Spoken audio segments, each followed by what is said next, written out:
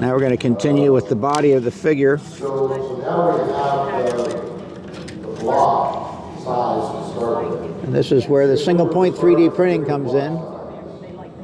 There probably be other blocks in this and I'm not worried about so much being able to draw the metal down behind this one, but I am worried about a different part. Tell me about the history of Puddled People and how you started. Well, what happened was back around 1970, I was doing a demonstration of seam welding on sheet metal, and it was on the hood of a Mercury car. And coming down the ridge toward the front where the ornament would normally be, I came to the end of the weld with an oxyacetylene torch, and I was using an aircraft, I think it was a Smith aircraft torch, which was a small version of your standard oxyacetylene torch. And I came to the end of the bead, and for some reason my brain went into gear, and I continued puddling the bead out into midair at the end of the weld. So I was basically welding on the bead itself and continuing the metal buildup at the end of the weld on the bead. So I was just, what somebody pointed out to me a few years back, it said single point 3D printing. And so being a sculptor and already knowing the human anatomy, I started to build a foot and an ankle and a calf and a thigh, and the legs started to come out, and I made a running person at the end of the bead starting at the foot. So I built the leg, and then the name of the car came in my mind, which was a Mercury, and I thought of the Mercury god with the winged feet and the helmet. So next thing I know, I had sculpted Mercury at the end of the welding bead, and the people that were watching couldn't quite see what I was doing because they were back a distance until I stopped and they came up, and I saw Mercury standing on the end of the welding bead. And that sort of became excuse me, I'll pop this up a little bit. That sort of became the beginning of the Puddle People. And I wish I still had the first piece I made, but I think that went with the car back then. But so I started doing these around 1970 for fun, and that's when I started my blacksmith shop in 1970. So for fun, I started doing craft shows and started knocking out these little figures, sawed up a bunch of wooden blocks for wooden bases, and I started making these, what I eventually called Puddled People. I called them little people back then, but then the puddling of the metal. So I'm basically continuously puddling the end of the rod into a molten puddle of steel. And I have to imagine the figure. I'm not doing this like a normal sculptor would with an armature that you could position in the anatomy you'd like to have, or the motion of the skeleton, and then build up around it. So I have to imagine the figure in 3D and then produce it in a continuous build-up of like a sandcastle, where you keep adding liquefied sand, and the water runs out and then the sand stabilizes. So I have to imagine the figure's shape, position, action, and what it's going to do in my head, so that I can articulate that figure as you see it evolving here. I have to have it in my head in a picture, and then build it from there. Now I'm going to come out with a shoulder So you'll see it evolve. I'm going to have this left arm is going to be holding the work piece. And I can weld in any position, you know, vertically, top to bottom, bottom to top. So basically controlling a puddle of molten steel with the torch and the end of the rod as my paintbrush. So I'm coming out with a forearm now. It's going to be in a position to hold the workpiece that we just made earlier. Also controlling the flame so I don't have too much oxidizing or too much carburizing flame. So, if you will, I'm imagining what this person's position is and what they're holding in their hand, and then what the other arm is going to do, where the neck is going to be, which we're going to place second, so I have to heat the body up again to make it hot enough to melt and allow me to add the material. So first of all, we'll put the shoulder on.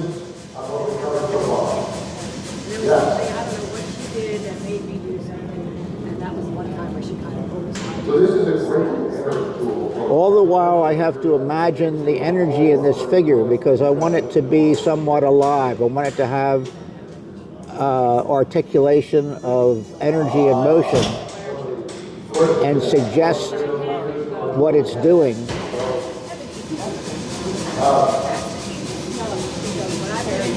So for this application, as with any application, we need to understand how it's going to be used. And what the attitude of the person is doing it. It doesn't mean a full edge, but you also don't want it to bend. Now I have to heat the torso and get enough in there and then put the neck on. Once I have a small cross section of material, that it's easier to heat it and continue the welding process. Long, or maybe longer because they have, I've seen a design where they actually make a halogen bar and a special fire with axe that are actually together, so you can use the axe handle as leverage. It's kind of cool. So I want the person to be able to be looking at what he's doing and thinking about it at the same time. And all these are suggestions that have to be incorporated into the sculpture so that the activity of the person is apparent.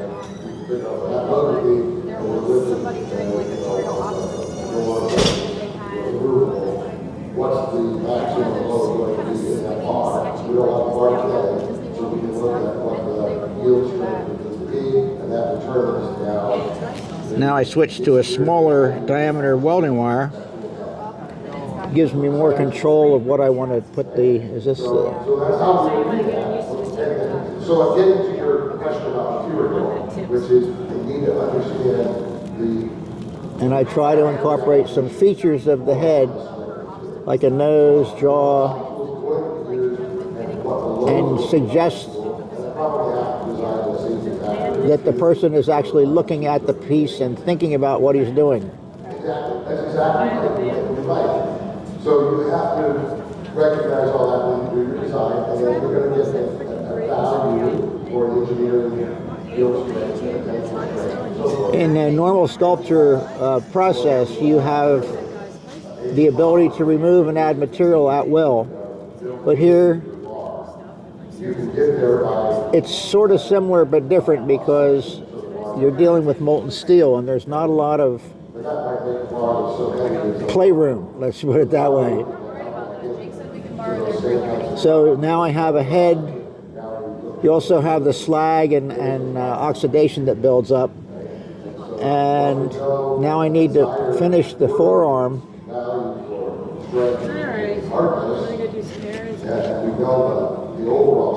You have to continuously maintain your torch flame so that it does exactly what you want to do. What do you call that kind of torch? This is what they call a little torch or jeweler's torch, micro oxyacetylene torch. The one I started out with years ago was called a Tescom company, and they had a torch body and 5 tips that came with the torch. 1 through 5 numbers, and the 1, 2, 3 tips had ruby inserts in the tip of the copper torch tip, so you could have really, really tiny welding tips for jewelry making, for fusing, soldering, things like heating, that type of thing. And then the number 3 and 4 tips had just a copper tip with the regular hole in it, like you find in most of the torches. And there's going to be a lot of different materials that satisfy that application. Because so here I have, you can see the figure has some attitude. It has some motion in it. It has a suggestion of purpose or movement into what it's going to be accomplishing. So I made this fixture here up so I could position the base pins to align the elements of the sculpture in association with what the action was. Now the next thing I try to do is take a, here it is. You get a lot of slag, things like that, so once it cools down you can heat it up quickly and it'll ball up and I can scrape off. But the figures are very stable, they're solid steel.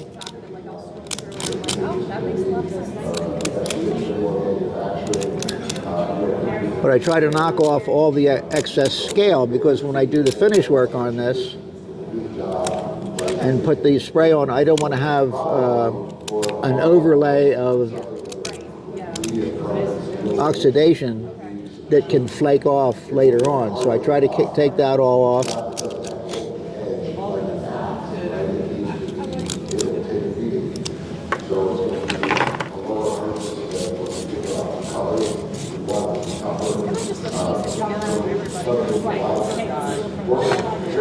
So now I've got a figure in action, and I have to align the tool that I made, which he's essentially working on, has to be in his hand, and then relationship with the anvil.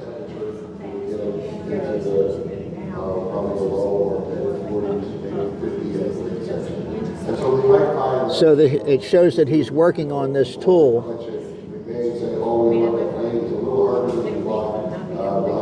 in a way that makes sense. So what I can do is try to determine where that position is going to be. That's a normal thing to do. Do a sort of a validation where you lay it do all kinds of tests to satisfy your customer that it's actually what they need, and then they prove that in production. So now what I'm going to do is adjust the arms. I have to adjust the left arm, so that it's a little bit more forward. This, of course, being so much larger than it would be yesterday, gives off a lot more heat. So I think that's what came into me with my cracker. She got a little, and she got a little, yeah. And then she. So I'm going to use both the right and left side steps this morning, rather than trying to split the piece around. So I have to add a little bit of meat to his hand, so that when I have the piece in there, he's going to actually be holding the piece with his hand. You'll see the thumb on the inside and the fingers on the outside gripping the piece. So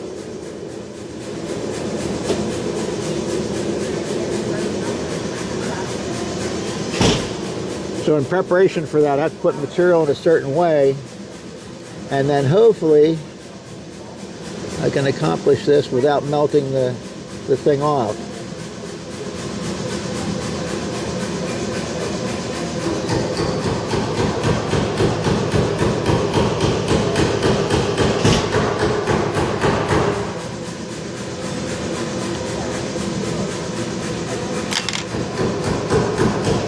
My buddy Bruce Darrell was telling me about the different size welding rods. I'd always been using the 16th, and he told me about the 40,000, I think it was 40,000 and 30,000 diameter welding wires, which changed the whole complexion of the Puddle People, because now I can do really tiny welds very quickly.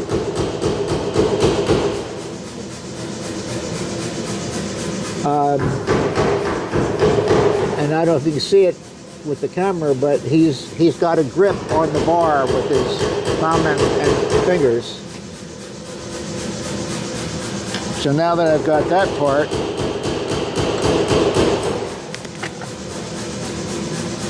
let it cool down a little bit.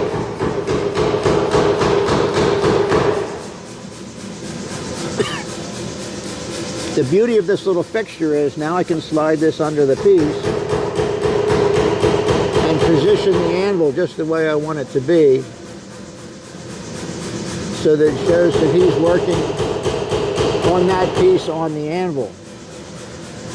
The other thing about this jig is when I'm finished working the piece, I can take these individual elements out and lay a piece of paper across the orifices where the rods go in, and I rub it with a finger, and it shows me the 3 locations of the hole, so I can pre-drill the wood base with those locations, and then these pieces will drop right in. So that's another beauty of having this little gadget.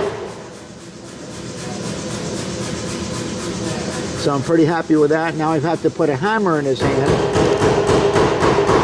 and make that part work.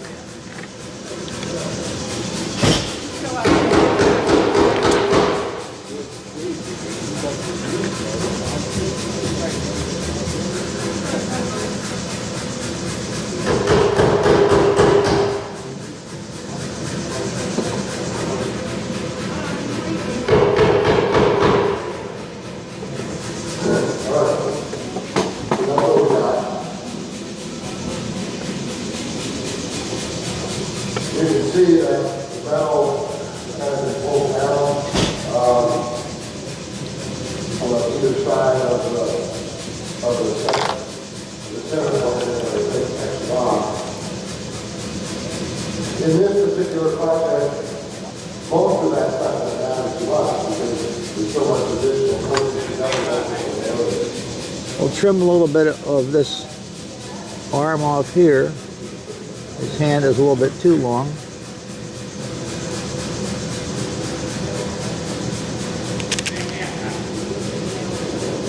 You can see how strong the piece is when you try to cut it. Oh yeah.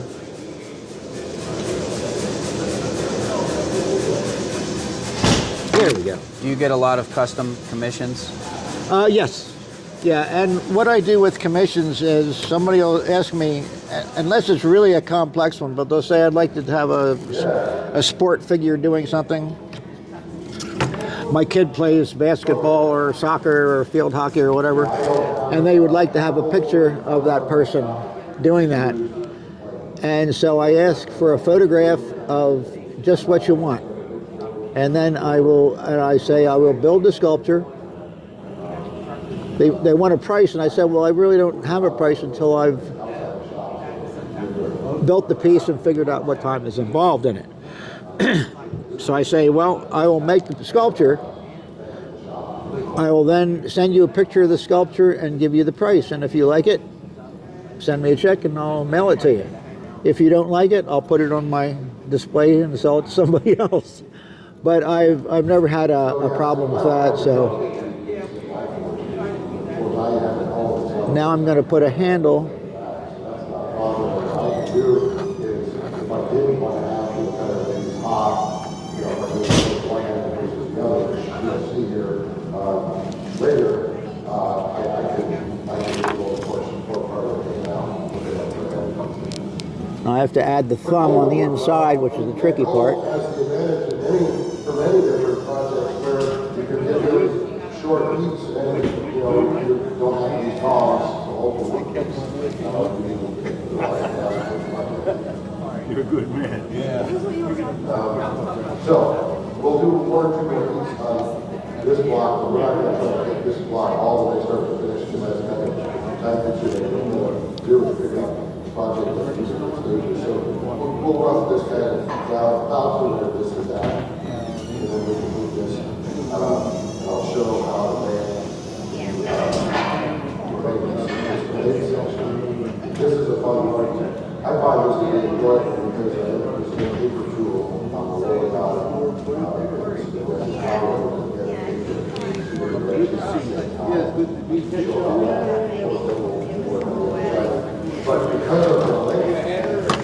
Okay, I think I'm pretty happy with what it's done. Now I have to clean up the oxidation.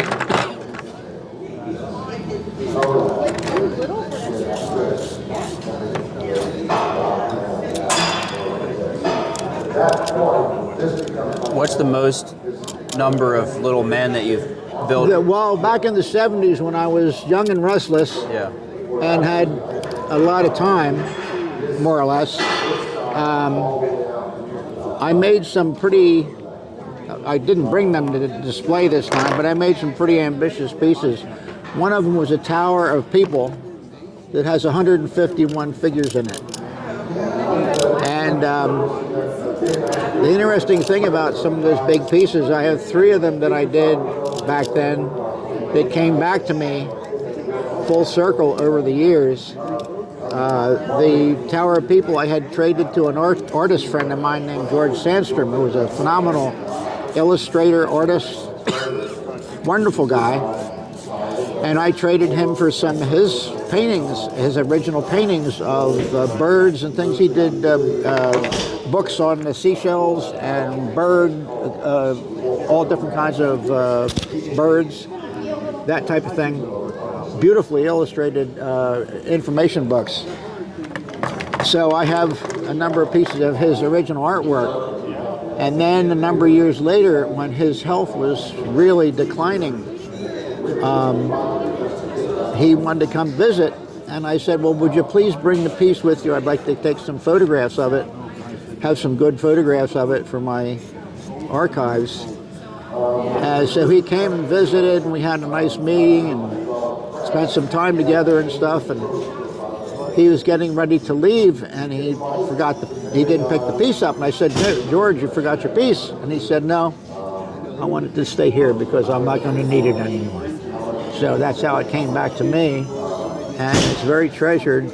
2 other major pieces were, one was the Magdeburg experiment, which was a discovery of the vacuum. It was, I think, a 19th century etching of 2 teams of 8 horses each pulling against a hemisphere, a vacuum chamber. And they were trying to prove the strength of the vacuum, and they couldn't pull it apart, which proved the thing. But there's a famous etching of that with 16 horses pulling against this thing. So I made that one, and then one which was a crane hanging a big 3/4 inch bolt, and then a big 3/4 inch nut getting ready to put it on. And then there was a couple of guys running with the washer coming in late, and it had men all over the place, guys with a drawing table and figuring out all the mechanics of this thing, and the guy sitting up top eating his lunch, and Mercury was standing at the top running with the FTD florist. So those 2 pieces ended up in the library at the Hagley Museum for many years. Those were done in '72, and then over the years they disappeared from the library, and I said, well, where'd they go? So finally we tracked down where they went, and they were in the office of one of the administrators. And so I had gone to take photographs, and I said, is there any way that they might be available since they're no longer being shown? And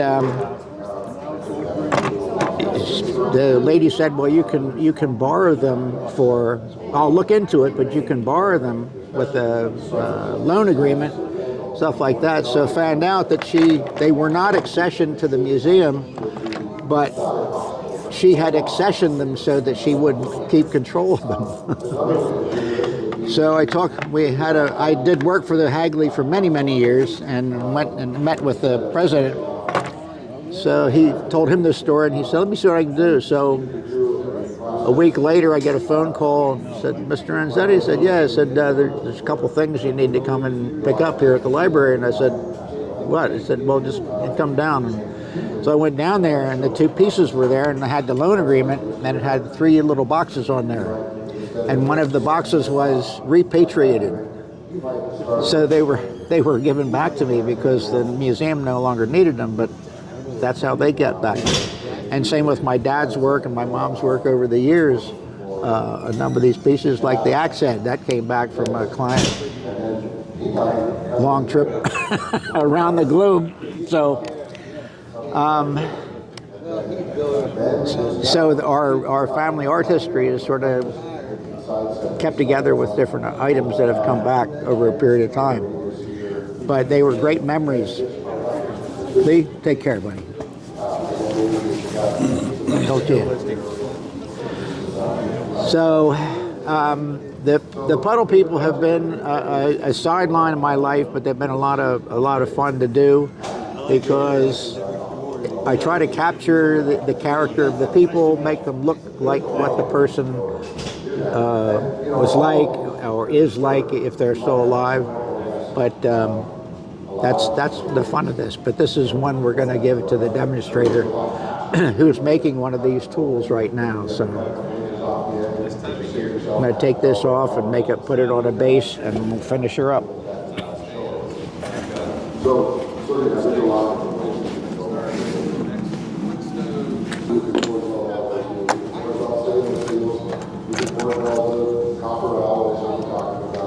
Now we loosen the bolts.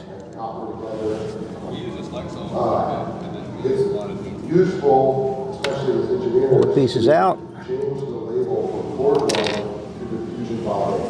It's the same mechanism that's causing the bond to happen, but in the case of lots of industrial processes, it's not so crude. So now I have the 3 little mounting points. Still not in the air when you're doing control tools like rolling rails or Transfer that to the wooden block.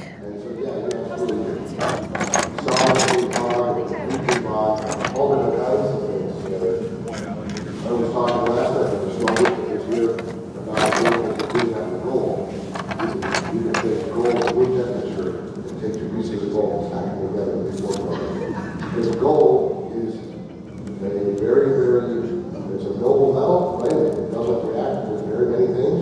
So when we have pure gold right here on the table, it's clean. It has no oxides on it. You know, unless you've got some contamination on the surface like one of the dirt, we just wipe that off. It's clean. The gold is off. So if I have 2 pieces of gold and I stack them together, they form sufficiently so that I have my cordless drill here. come together and they'll bond. No batteries needed.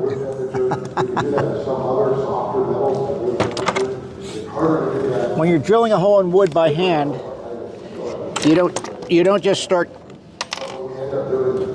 cranking the drill right-handed. You go backwards so that the ends of the drill create the pocket,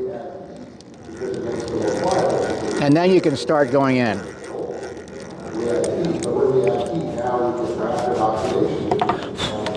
That way the drill won't walk around on the wood. So if you go backwards, it sort of burnishes the hole and doesn't walk because it's not cutting.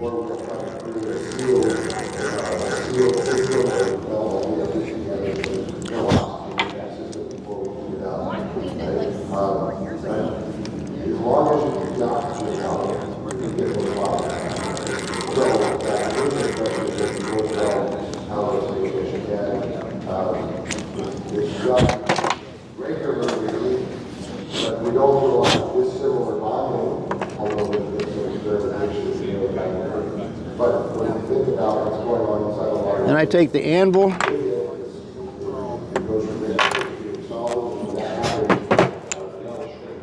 almost all metals shrink when they go from liquid to solid. One of the few materials that we are familiar with and everything that doesn't do that is water, right? It freezes it. now the pins I don't have to have that long. They do have to be long to be held in the fixture. But they don't have to be long there. But then the other thing is to take the burr off the edges of the metal so that it doesn't interrupt the flow into the hole, because otherwise if it catches, it starts to bind up, and I don't want to put too much stress on the legs of the figure.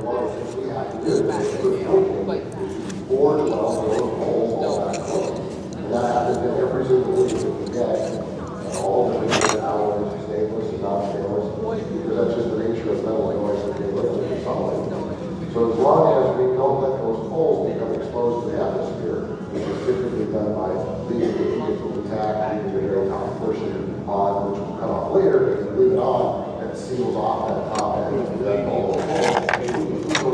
Keep that entire thing up, working temperature. The holes are forming basically a vacuum environment, so there's no contamination in there. As long as you don't expose them to the atmosphere, ahead of time, you have a perfectly clean, very hot surface. If you squeeze it properly, it will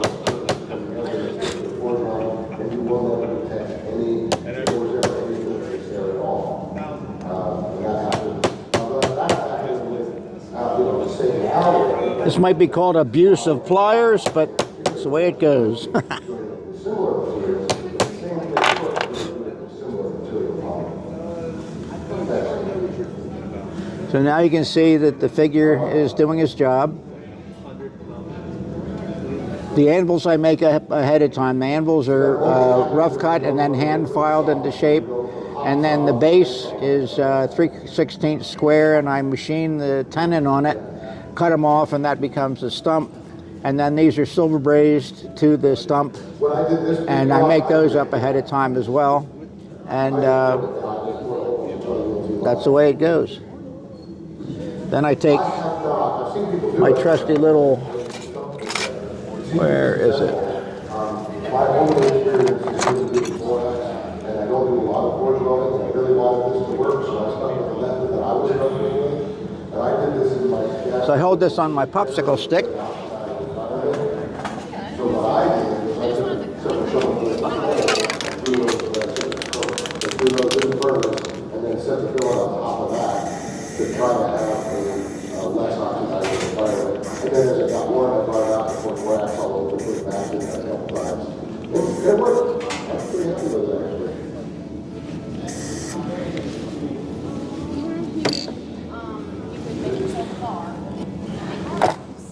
Oh, and I welded it. And then put it in there to dry. I started with pieces that were half-inch. Voila. And at no time did my fingers leave my hands. 2 by half-inch ground, stacked them up, welded the edges together, pulled the hand around.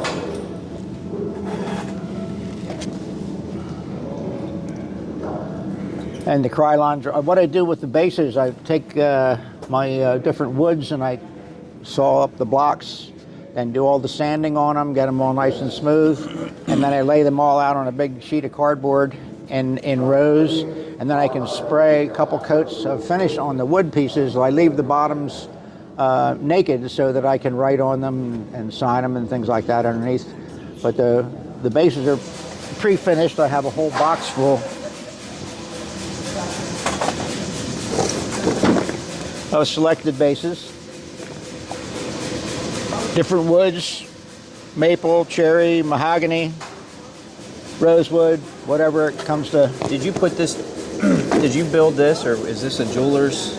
This is called a jeweler's engraving ball. Okay. These come in all different sizes. You can still get them today, but this is a vintage one that I got years ago at a yard sale. But I've used this one since I started. When I started doing these, I started out with a little Jacob's chuck that was held in the center, and I had one pin. So I built everything on one pin. So I built a leg up, build the hips, build the leg down in the midair, and then build the torso and stuff. But then it occurred to me that I could position the feet or the locations for the bases so that I could do what I showed you earlier on this. And this gave me much more latitude as far as constructing pieces in concert with other associated elements or other people, two people together, that type of thing. So this has made a big difference in what I'm able to do with the sculptures. The other thing is, when I want to do like climbers, I love to figure out how to make tooling or jigs and fixtures or things to assist me in what I want to do. So one of the gadgets, when I do, let's see where that is.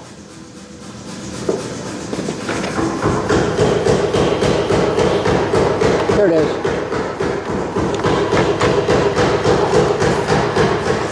When I want to do climbers, rock climbers, take this out.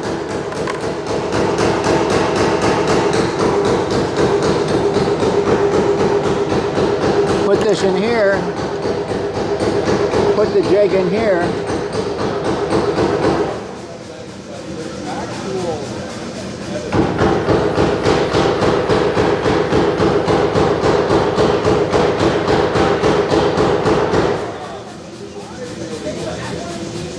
There we go. So I clamp that in a vertical position, then I can have the pins going in the side of the mountain, and then I build the climbers. Wow. In a vertical position. So this gives me a different attitude. I can also tilt this at any angle, which gives me a great latitude that way, but this is my conversion for doing horizontal to vertical. And it's not just something for this, but the idea of this can translate into anything you want to do. If you're doing work where you're going to net mount things on a wall and your anchors have to be considered, you can put your anchors horizontally for a vertical mounting or vertically for a horizontal mounting. So, but this would be good in ironwork if you're going to have certain mounting points that have to be considered, and you predetermine those, and then you build your structure on those predetermined mounting points, and then your fixture gives you your locations that you can translate right to the work. Or, I was just thinking you could build this on a larger scale. that's what I mean. It's the concept is there, but the scale you want to do it in is infinite, and the application is infinite as well. You're only restricted by the brain.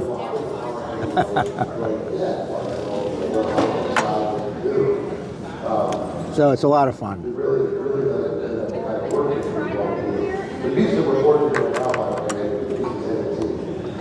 And that's part of the evolution of design and function, is determining ways to, especially if you're in a business where you produce a product, you want to find the way to do it the best you can in the shortest amount of time with the best materials and methods. So these things come to you over time from experience and application. And again, they interlock with all conscious. I mean, it can be done in woodwork. You know, if you have woodwork where you have joinery that has to fit certain places, you predetermine those places and you build your piece on that, like the Japanese joinery. No nails, no screws, no bolts. Yeah. Just amazing. Have you seen where they fit it to stone? Oh yeah. Yeah. Oh yeah. It's just, I have books on it, and it just blows my mind what they were able to do. And then what they do with what it does to your brain when you look at a joint that you think is this way, but it comes in this way, Yeah. or it comes in this way, and then when it's done, it's right there. But it's the discipline of it, the understanding of the materials, the understanding of the physics of the tools, how sharp they have to be. The sharper they are, the better they work. All those different things are just amazing. What is your equipment? Yeah. So, but this is great fun. Really love it. I got a whole bunch of these real cheap at my local welding place. What are these glasses?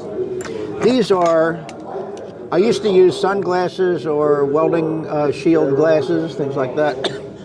These are didymium lenses used by glass blowers. The beauty of these is you don't, with the shaded lenses, you have to look and then you have to put them down over your eyes because you can't see unless you have a lot of light source on your work. With the shaded lenses, you can't see the work. Now they have the auto shades now that you can see, and then as soon as you strike an arc, it changes the color or the shade. But these, you can see your work, but it takes out the ultraviolets and stuff that would damage your eyes, but allows you to see in detail. So especially with these, when I'm looking at the molten steel, I have to determine which is the steel and which is the slag, which is the dross or the oxidation that floats on top. Because I can't, if I weld to the slag, it's going to break. But I have to have a continuous flow of molten steel bonding together to make these figures be able to do this. So these allow you to differentiate between the molten steel and the molten slag, and it's very subtle, and it takes an awareness of those two different differentials to be able to do that. Lower melting temperature, so we have to have a lower starting temperature so that before we go. There'll be a test on Monday, so gather all your stuff. Guess I won't be back until Tuesday.